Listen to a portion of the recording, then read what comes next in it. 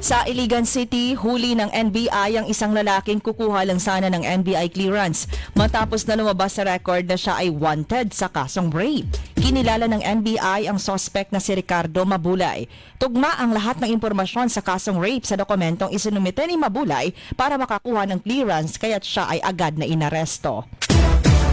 Sa Tugbuk District, Davao City, tuloy ang search and rescue operations sa dalawang babaeng nawala matapos ang landslide na ikinasawi ng isang babae sa sanitary landfill sa barangay New Carmen.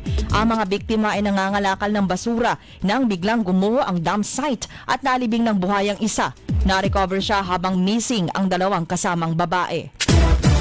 Sa Davao City, isinagawa kahapon ng Department of Social Welfare and Development Davao Region ang groundbreaking ng DSWD Academy Mindanao. Ito ay magsisilbing training and learning hub sa mga social worker at public service professionals. Sa Surigao del Sur naman, namigay ang provincial government ng 30,000 sako ng bigas para sa mga mahihirap na mga mamamayan mula sa 54 barangays ng Butuan City. Tinanggap ni Mayor Pablo Yves Dumlao II ang bigas mula kay Governor Robert Lindon Barbers sa isang programa noong Miyerkules. Ito ay nakatakdang ipamahagi sa mga mamamayan ngayong araw.